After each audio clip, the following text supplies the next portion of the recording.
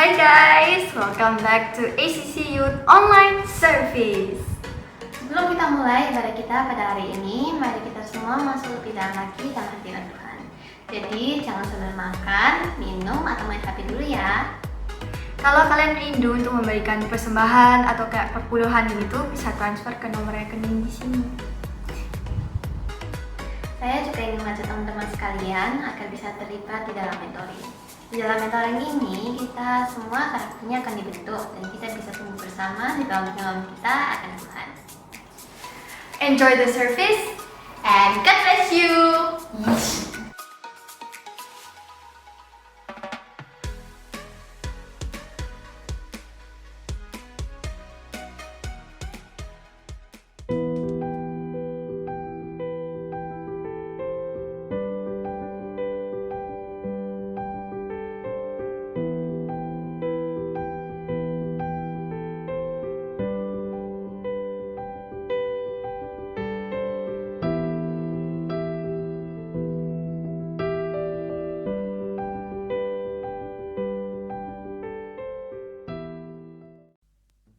Shalom Youth People, selamat bertemu kembali dalam ibadah online kita hari ini. Mari sama-sama siapkan hatimu dan kita bersuka cita di dalam Tuhan. Come on, 1, 2, 3, go. Haleluya. Angkat suara dan hatimu malam hari ini.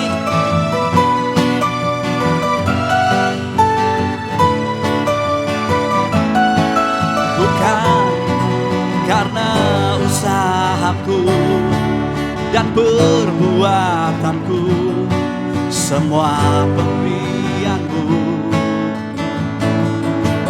kasih dan rahmat yang kekal, berikan kepastian dalam pengharapan. Nyatalah karyamu di dalamku. Sungguh besar kasih-Mu, berlimpah kebaikan-Mu, Kau menghidupkanku dengan anugerah-Mu. Oleh kasih karunia-Mu, Kau telah membangkitkan, Kau menghidupkanku dengan anugerah-Mu.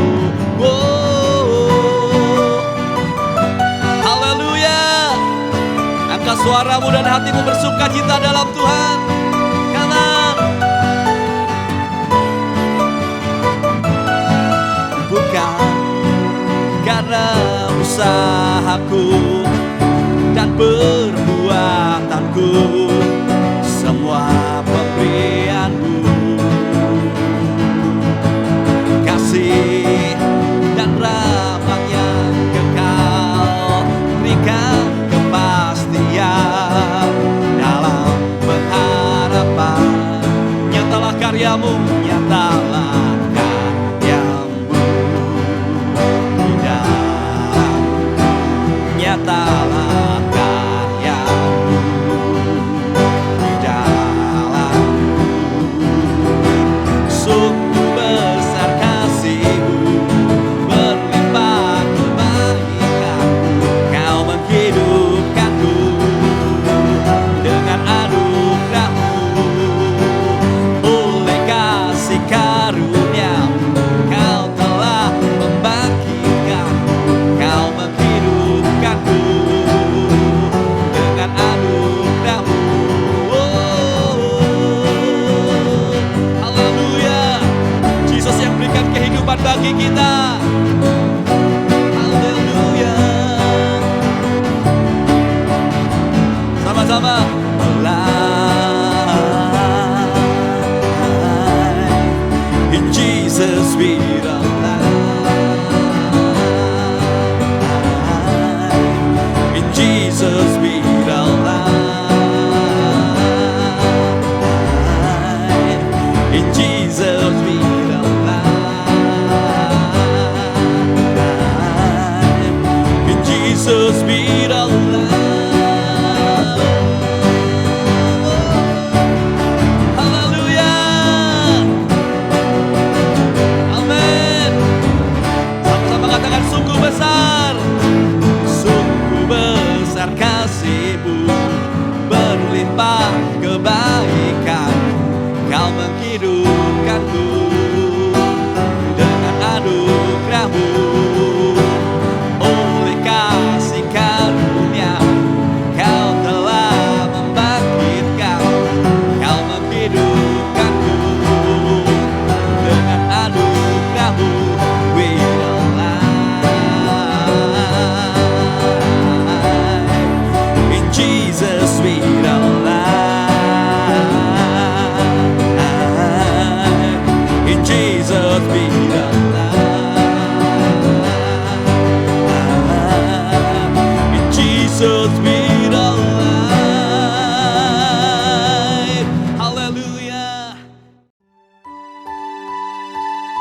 Allah penolong dalam hidup kita.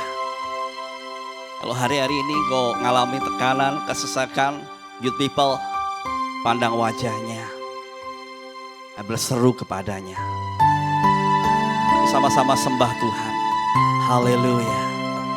Yesus, kami percaya padamu. Engkaulah penolong kami.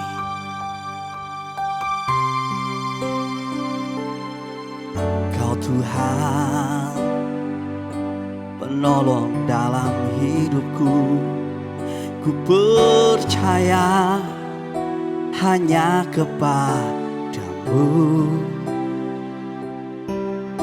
Kau pegang tanganku dan tuntun langkahku. Yesus, Kau perlindunganku. Kau Tuhan, kekuatan dalam hidupku, penolongku dalam kesesakan.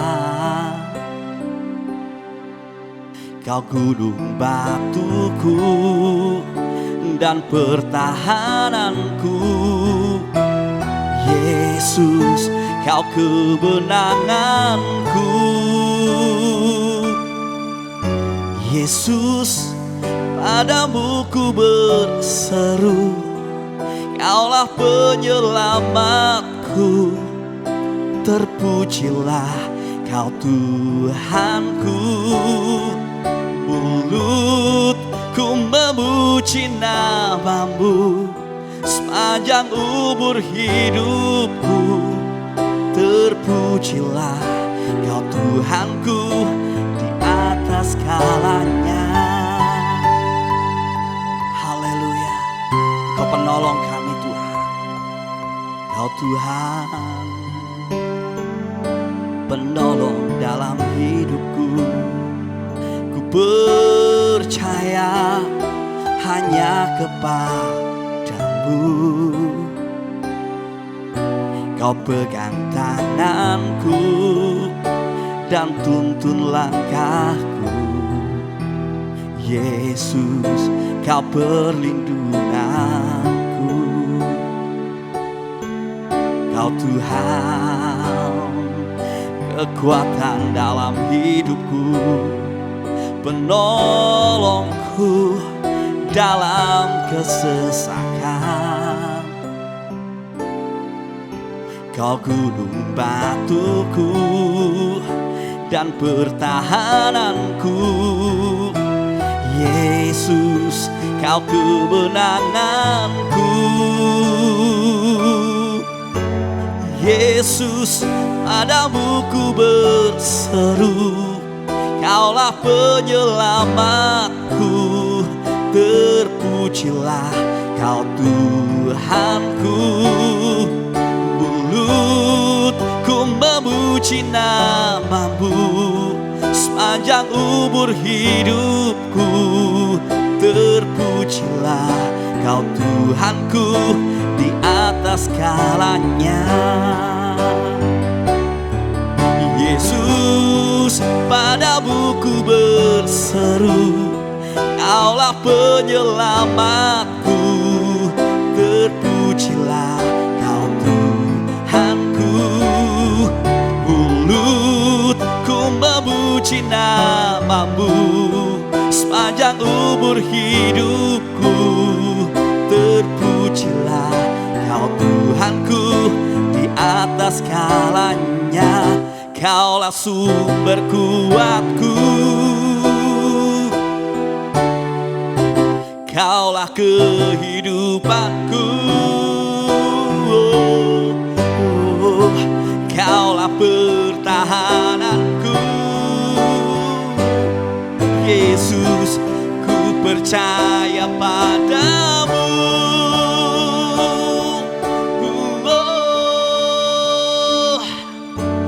Yesus, padamu ku berseru. Kaulah penyelamatku. Terpujilah Kau Tuhanku. Mulutku memuji namamu sepanjang umur hidupku. Terpujilah Kau Tuhanku di atas segalanya. Yesus, padamu ku berseru, Kaulah penyelamatku. Terpujilah Kau Tuhanku di atas segalanya.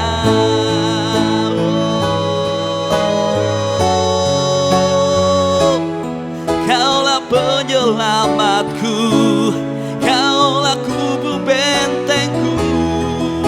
Oh, Yesus, Yesus, Kaulah penolongku, Kaulah keselamatanku. Oh, oh, oh,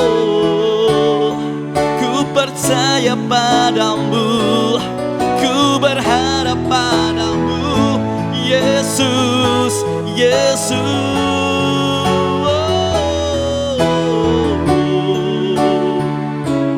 Haleluya.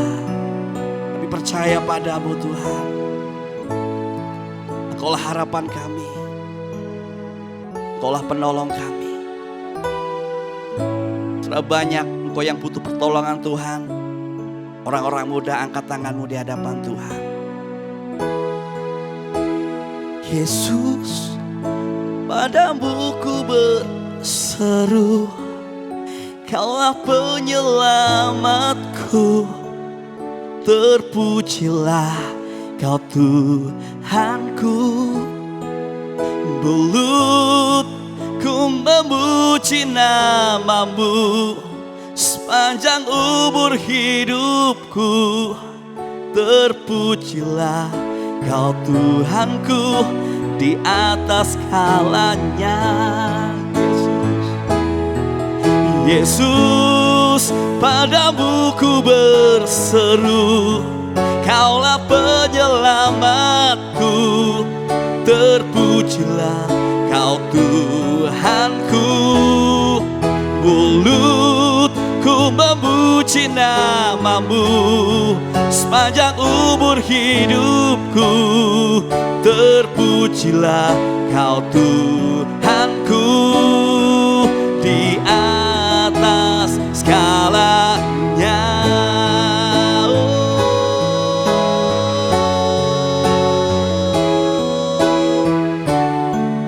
Di atas segalanya, di atas segalanya.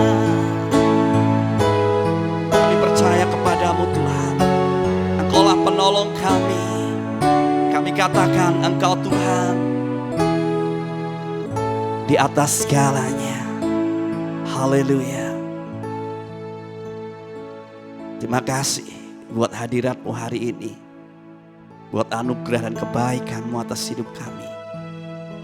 Dan biar Kau berbicara lewat hambamu yang menyampaikan isi hatimu, firmanmu disampaikan dan kami siap menerimanya.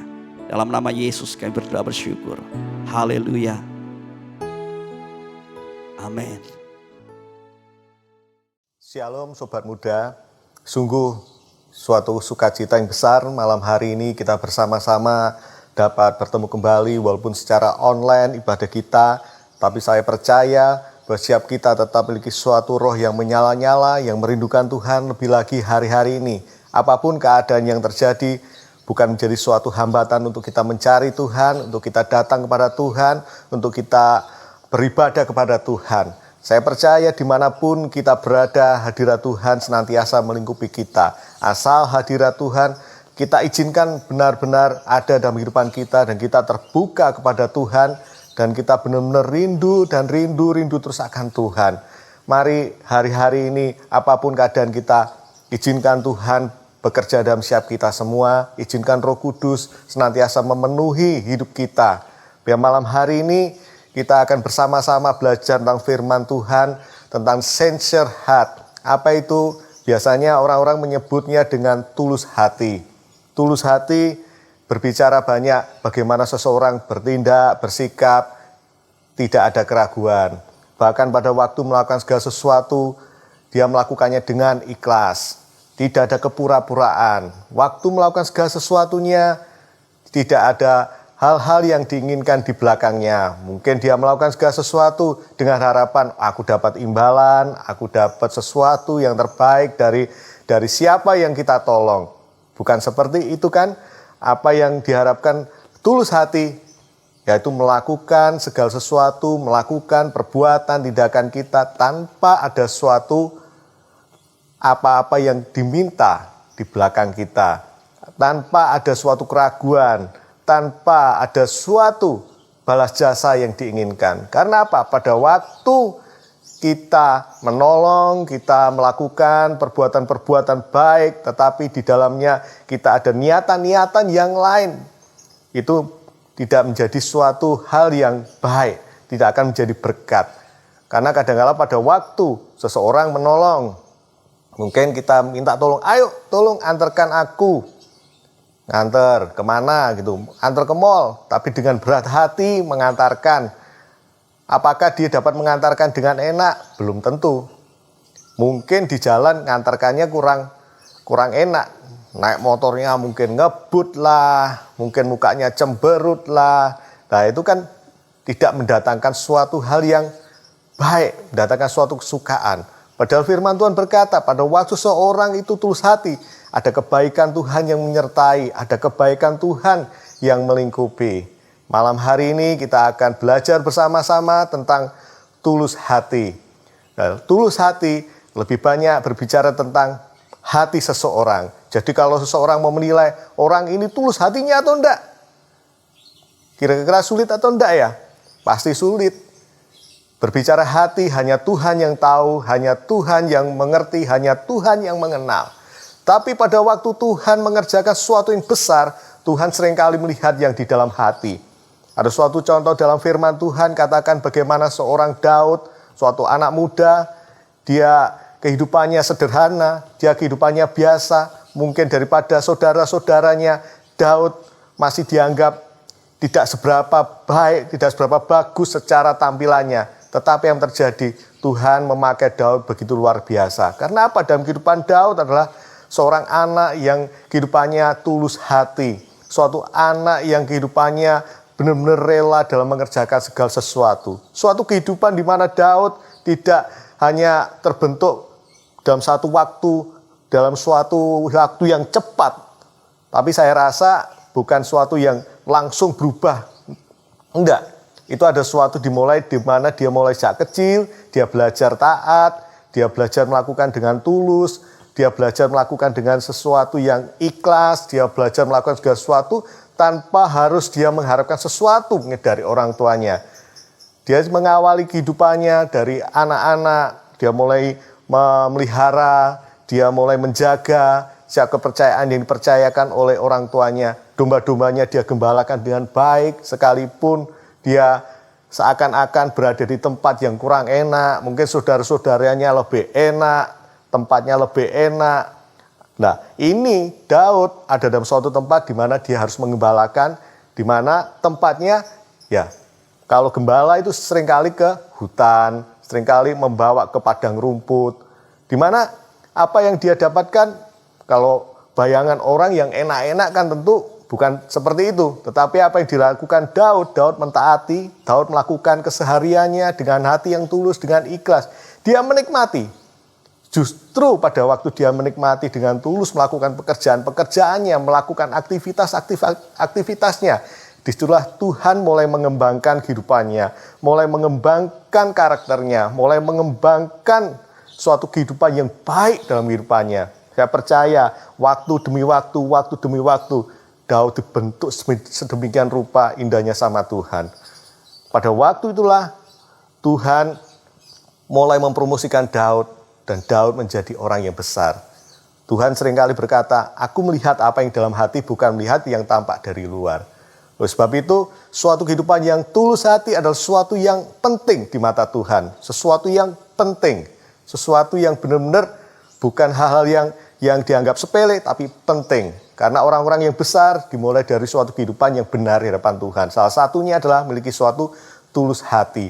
Jadi Daud menerima promosi daripada Tuhan, Daud mengalami banyak kemenangan, Daud mengalami keberhasilan, Daud pun juga mengalahkan orang-orang yang biasa tidak bisa dikalahkan, yaitu mengalahkan Goliat. Sekalipun dia dipandang sederhana, sekalipun dia dipandang kecil, sekalipun dia pada waktu itu hanya disuruh untuk mengantarkan makanan, tapi hatinya tulus, karena hatinya rela. Di situ pun sesuatu yang dibentuk dari kesehariannya di padang penggembalaan, dia banyak hal proses dia laluinya. Pada waktu dia melihat segala sesuatu yang harus dia lakukan, dia berani tampil, dia berani melawan si Goliat sehingga kemenangan boleh didapatkannya. Sehingga nama Tuhan dipermuliakan lewat kehidupan Daud, yang sekalipun Daud itu kecil, sekalipun Daud dianggap secara tampilan masih kalah dengan yang lain. Saya percaya waktu kehidupan kita benar-benar melakukan segala sesuatunya dengan tulus hati, ada sesuatu yang baik mengerjakan dalam kehidupan kita. Lawan daripada tulus hati yaitu apa? Bengkok hati, tidak lurus hatinya.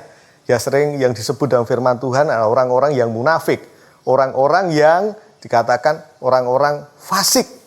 Dia pandai memperkatakan sesuatu dengan baik, pandai melakukan sesuatu yang kelihatannya baik, pandai memperkatakan sesuatu baik, tapi dalam hatinya belum tentu seperti itu. Dia mengemas demikian rupa tampilannya sehingga orang kelihatan senang, tetapi dalam hatinya belum tentu. Kadangkala ada dalam hatinya suatu kejahatan yang tidak dia lakukan.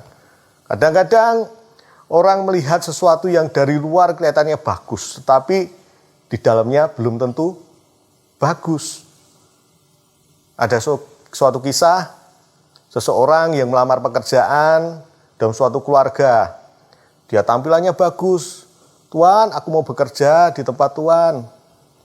Dia cerita semuanya, mungkin begitu demikian rupa ceritanya, sehingga membuat Tuan itu menjadi berbelas kasihan demikian rupa, sehingga boleh diizinkan kerja di tempat di mana dia berada. Akhirnya dia diizinkan kerja, terus suatu saat dia pun ngomong mungkin. Apa yang dia omongkan? Dia bilang, aku digaji berapapun tidak apa-apa, asalkan bisa bekerja. Pokoknya meyakinkan sedemikian rupa, kelihatannya bagus di depan. Setelah itu melihat apa yang dilakukan, apa yang dikatakan, apa yang diceritakan sedemikian rupa, tuannya itu begitu percaya pada pekerja yang baru ini. Akhirnya singkat cerita dia dikasih kepercayaan untuk mengelola seisi rumahnya, untuk mengelola apa yang ada dalam rumahnya, dikasih kepercayaan penuh tanpa dia si tuannya ini melihat dari hati. Karena apa yang dalam hati itu Tuhan yang tahu.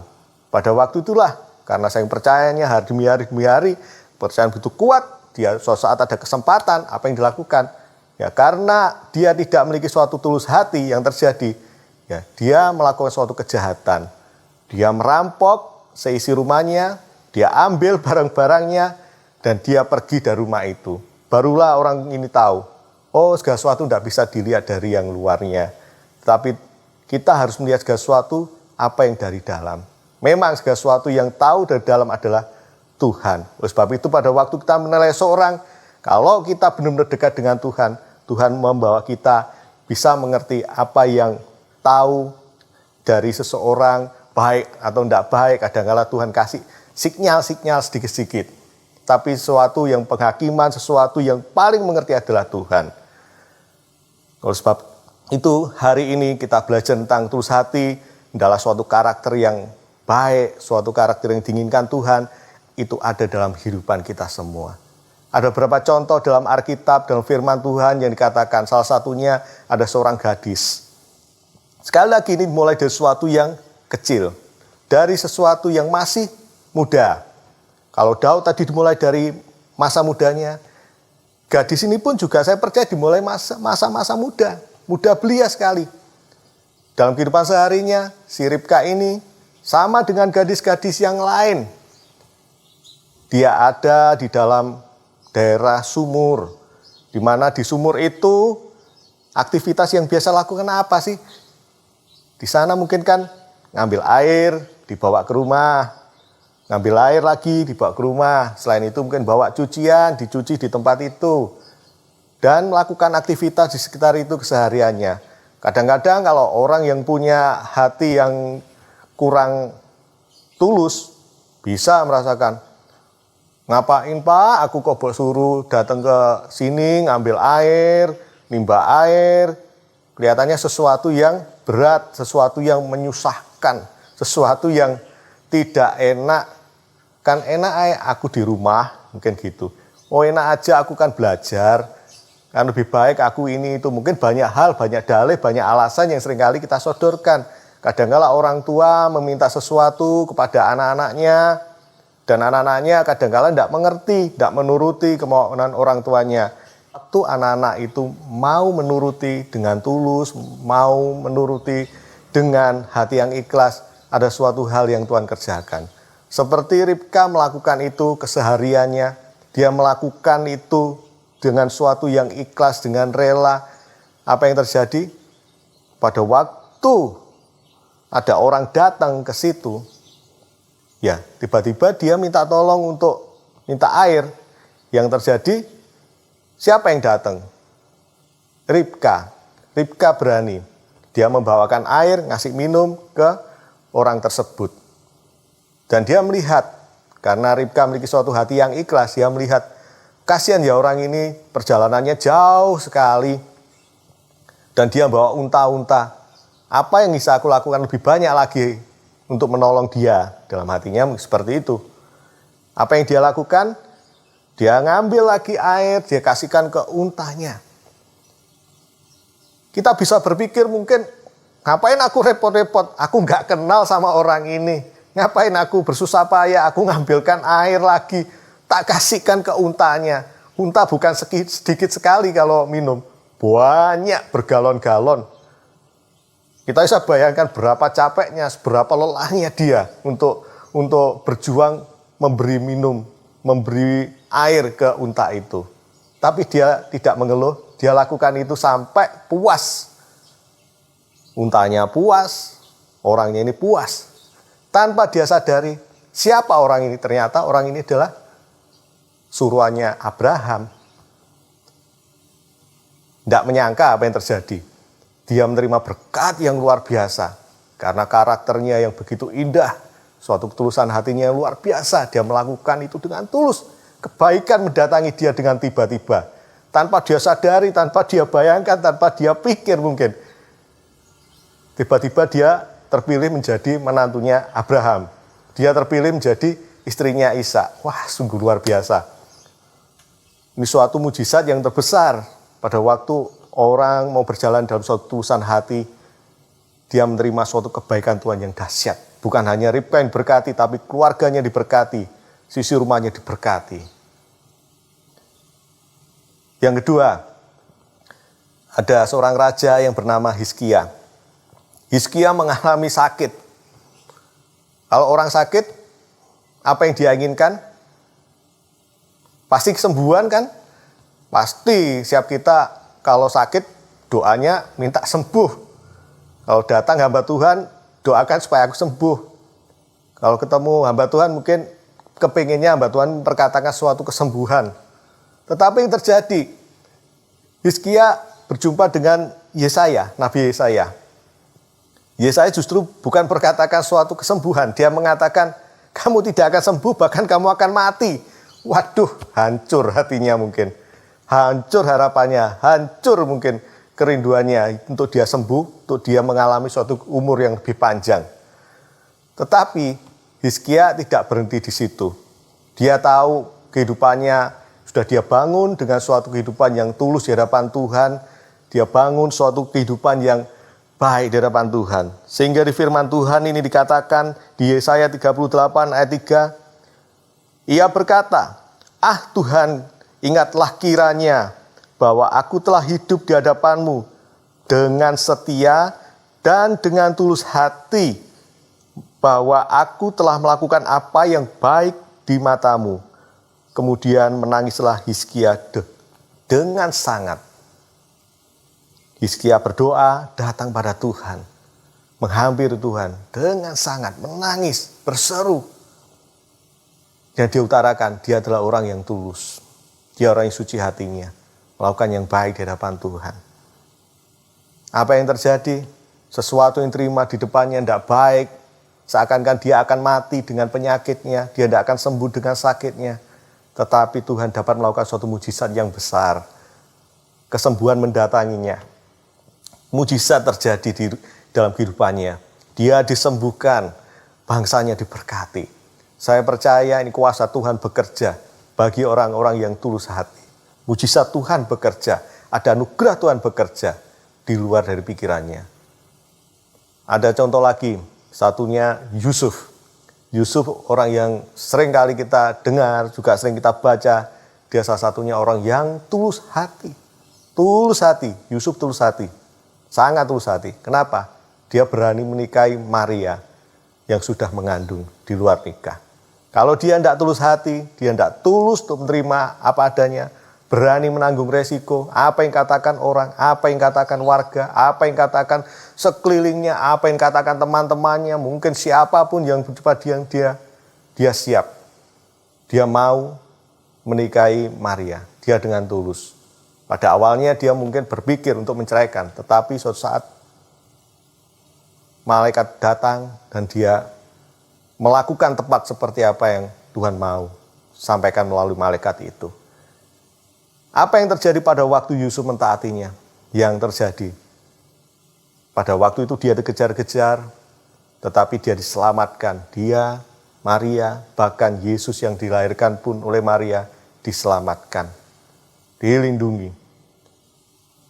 Dan dari ketaatannya itu yang terjadi adalah Yusuf adalah orang yang dipilih Tuhan untuk menggenapi perjanjiannya daripada firman Tuhan itu, yaitu keselamatan yang terjadi atas dunia, yaitu melalui Yesus Kristus Tuhan. Bayangkan kalau tidak ada orang yang tulus seperti Yusuf berani mengambil bagiannya. Bagaimana mungkin terjadi penggenapan akan firman Tuhan? Tuhan mencari orang-orang, mencari anak-anaknya yang tulus hati, yang rela hati, untuk melakukan, mentaati apa yang Tuhan mau, apa yang Tuhan inginkan, apa yang Tuhan mau kerjakan. Hari-hari ini, kalau kita belajar banyak tentang tulus hati, mulailah dari sesuatu yang kecil. Mungkin mulailah pada waktu kita pelayanan. Pelayanan apa yang percayakan bagi saudara? Lakukan itu dengan tulus hati. Jangan bersungut-sungut, lakukan dengan ikhlas. Jangan berpikir macam-macam. Apa untungnya?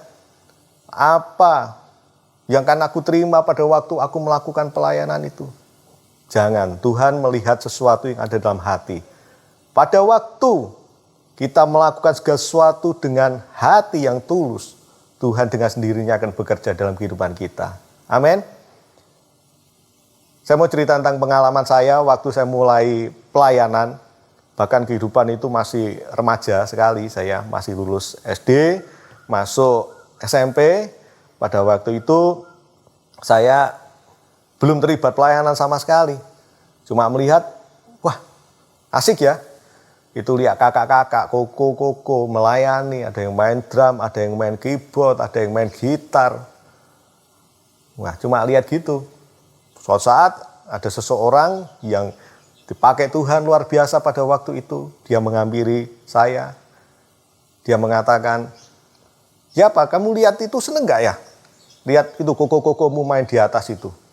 Mereka main keyboard, mereka main drum, mereka main gitar, bisa melayani Tuhan di depan itu. Pada waktu itu selesai KKR. Namanya KKR, kalau di desa itu mengundang gereja-gereja yang lain, jadi juga yang datang begitu ramai, banyak orang-orang yang datang situ, dan juga musiknya juga dibuat demikian juga indahnya. Pada waktu saya yang belum tahu apa-apa tentang musik, melihat, oh iya, pengen lah, saya katakan seperti itu, pengen. Dalam hati saya gitu, pengen tapi saya tidak bisa apa-apa, main gitar pun tidak bisa, main keyboard pun juga tidak bisa. Bahkan dibilang dari nol, saya tidak tahu apa-apa. Tapi dari situ dia tanya, mau nggak? Mau. Terus saya ngumpulin teman-teman sesuai dengan permintaan, cari teman-teman sebaya, ya sama, saya teman-teman satu usia gitu, kira SMP semua. Saya datang ke rumahnya, dia mulai mendidik, mengajar. Tapi apa yang dilakukan hamba ini Saya katakan hamba karena dia melakukan apa yang menjadi bagiannya yang Tuhan mau terjadi dalam kehidupan saya. Dia melakukan, dia mengajar musik, selain mengajar musik, sederhana sekali. Kita semua tidak bisa apa-apa, cuma kita suruh bayangkan kamu main keyboard di meja, bayangkan ini keyboardnya, kuncinya, kamu bayangkan kini, padahal tidak ada keyboardnya. Yang satu juga main gitar, suruh bayangin semua, cuma di situ juga kita diajak doa. Suatu saat ada gitar, suruh bawa gitar semua. Tapi di situ yang saya mau sampaikan sesuatu hal yang luar biasa dia tanamkan. Sejak anak-anak dia tanamkan. Untuk kita melakukan segala sesuatunya dengan tulus. Memulai pelayanan dengan tulus. Dia melakukannya dengan praktek. Bukan hanya cuma ngomong, praktek. Jadi waktu kita kumpul, ada orang dulu kan pindahan rumah, jadi rumahnya itu bisa diangkat rame-rame. Yang namanya di desa ya, kan rumahnya dari gedek, gedeknya dicopotin, atapnya genteng-gentengnya dicopotin, terus mau pindah rumah, jadi orang-orang nanti sama-sama memikulnya, menggotong rame-rame, di mana tempat yang dituju. Jadi kita hamba Tuhan ini tahu kalau ada orang membutuhkan, ayo gimana itu ada orang-orang perlu, kamu mau terus atau mau bantu? Dia ngasih pilihan seperti itu, seperti ngetes lah. Ya bantu aja om. Ya ayo bantu aja sana, ayo kita ke sana. Jadi kita bantu mereka dulu sebelum latihan. Jadi baru sudah capek-capek kita latihan lagi. Hal seperti ini terus terjadi. Mungkin ada orang perlu apa, kita bantu dulu. Kita lakukan dulu. Terus juga pada waktu latihan pun di gereja. Lihat, kepinginnya kita langsung mau main, megang alat musik sendiri-sendiri. Wah seneng sudah, namanya anak-anak masih remaja, seneng gitu. Tapi apa yang diharapkan tidak seperti itu. Pada waktu datang untuk latihan, yang terjadi di sana bukan kita langsung main musik. Dikeluarin dulu timba, dikeluarin dulu alat pel, air. Ya kita mulai ngepel dulu gereja, kita mulai membersihkan gereja. Semua. Jadi kita berempat membersihkan itu sampai selesai. Sudah selesai, capek-capek, baru kita diizinkan latihan. Jadi hal seperti ini kelihatannya kok gitu ya? Tetapi pada waktu kita mau lakukan dengan tulus, Tuhan yang menolong kita, Tuhan yang membawa kita untuk dapat melakukan apa yang Tuhan inginkan. Saya bersyukur dengan apa yang dilakukan, sehingga di situ membekali, mendidik untuk melakukan segala sesuatunya dengan tulus, dengan rela. Sehingga saya sama teman-teman bisa melayani, saya bisa memberikan terbaik buat Tuhan, sekalipun di masa muda kami dengan keterbatasan kami, waktu itu masih remaja, tapi puji Tuhan bisa melayani Tuhan. Sungguh anugerah Tuhan saya rasakan begitu rupa. Hari-hari ini apapun keadaan kita, keadaan saudara semua, adik-adik semua, ayo apapun dipercayakan, lakukanlah dengan setia. Lakukanlah dengan ikhlas. Lakukan tanpa suatu kepura-puraan. Lakukan tanpa harus memikirkan balas jasa di belakangnya. Lakukan dengan tulus. Sudah saya sampaikan di depan banyak sekali hal-hal yang baik demikian rupa Tuhan kerjakan bagi orang-orang yang tulus hatinya. Ada suatu firman Tuhan katakan, berbahagialah orang suci hatinya karena dia dapat melihat Allah. Orang-orang yang suci hatinya, tulus hatinya akan dengan mudah bertemu dengan Allah. Dapat dengan mudah akan berjumpa, bahkan berdiam dalam hadirat Allah. Sebab itu ini salah satu kunci yang luar biasa yang Tuhan bagikan melalui tulus hati. Tuhan Yesus memberkati. Tuhan, malam hari ini kami bersyukur Engkau baik bagi kami semua Tuhan. Kami boleh belajar tentang kebenaran firman-Mu. Kami boleh belajar Tuhan tentang tulus hati.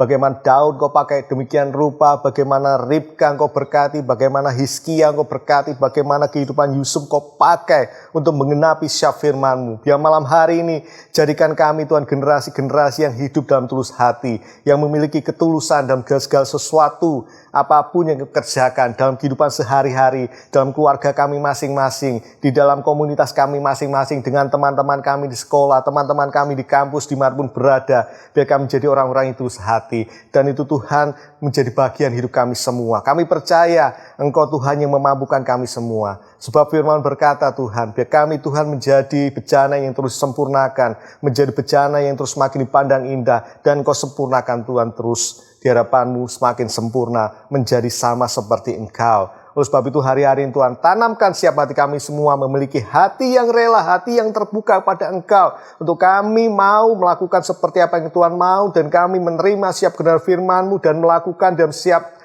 kehidupan kami masing-masing Tuhan. Biar firman itu Tuhan menjadi kehidupan buat kami semua, bagi orang-orang muda, bagi generasi yang saat ini Tuhan mendengarkan firman-Mu Tuhan secara online ini. Terima kasih, terimalah segala berkat yang baik daripada Tuhan turun atas kehidupan-Mu, senantiasa melimpahi Engkau dalam kebaikan dimanapun Engkau berada. Di dalam nama Tuhan Yesus kami berdoa, haleluya, amin.